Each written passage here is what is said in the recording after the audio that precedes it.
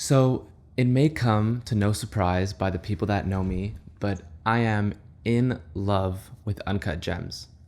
Uncut Gems is the story of Howard Ratner, a Jewish jeweler in the Diamond District that, to put it simply, has a really, really big gambling problem.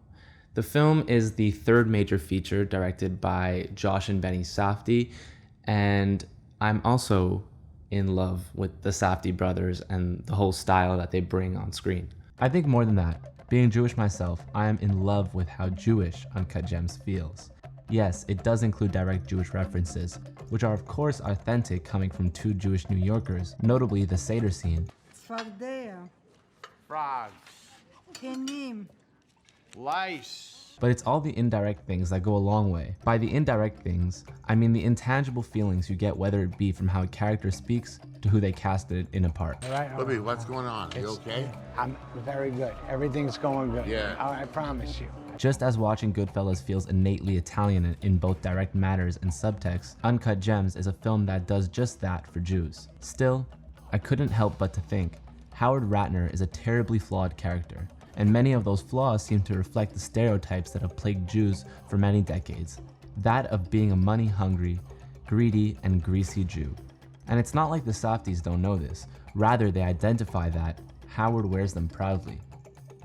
It's a brave character to write, as Ariel Angel says. Now here are the Safdie brothers, who are Jewish, telling this story, and a lot of Jews who watched it are like, maybe this is anti-Semitic, but also, I know that guy, which is a really uncomfortable feeling to have. In effect, I think this presents a very great picture for the character and the stereotypes he brings on screen.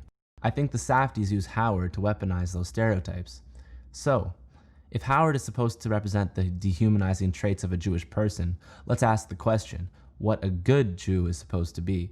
Culturally, the idea of a righteous Jew comes from the labeling of being a mensch. This is a Yiddish word for someone that is righteous, filled with honor and integrity, and full of good quality traits that you would expect in a good friend. More than that, the idea of being a righteous Jew could relate to the notion of tikkun olam. Tikkun olam is often interpreted as doing actions that look to improve those around you. So basically acting in positive and constructive ways to create a better society around you. It can be hard to argue that Howard does any real good in the runtime of the film. So why, in the representation of these negative stereotypes and his lack of positive actions, why do I still think Howard Ratner is a good representation of a Jew on screen? Well, I think it's because deep down, Howard is truly chasing a different reality. The Safdies take the anti-Semitic traits and turn them into the causes that are plaguing Howard's life.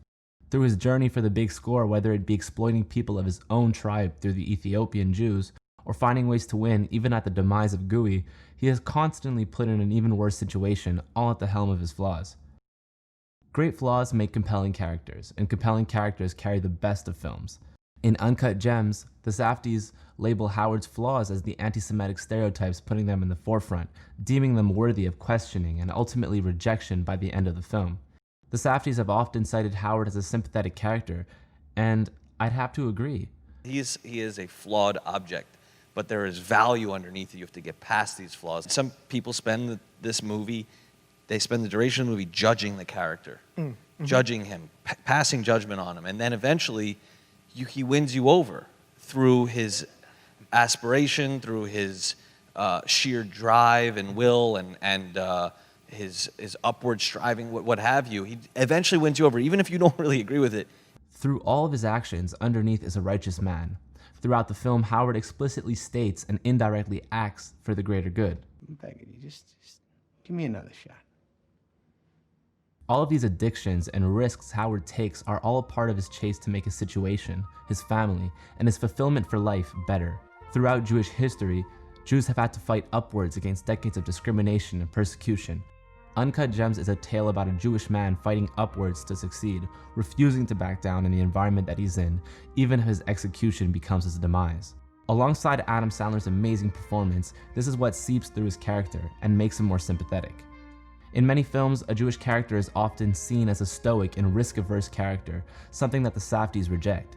As an audience, even though we know he's doing terrible things, we still can't help but see him succeed taking us to the edge of our seats in the meantime.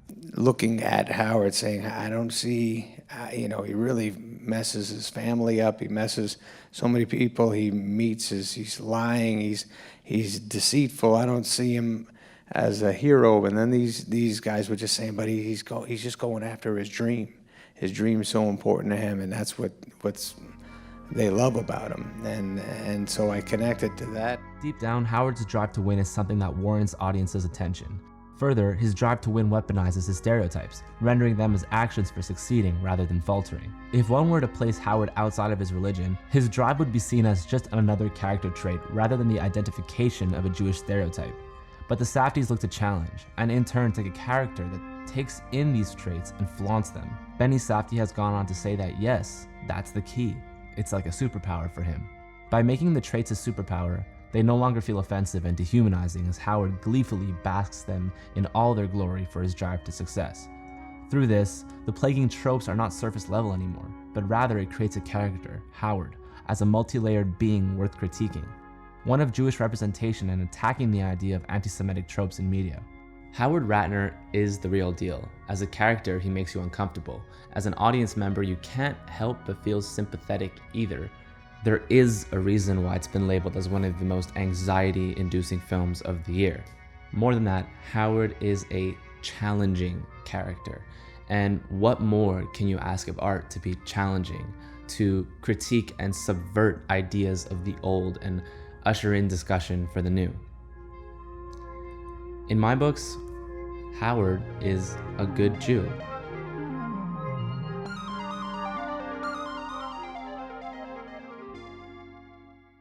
Thank you guys so much for watching, and don't forget to like and subscribe. It would help me out a lot and I'd appreciate it.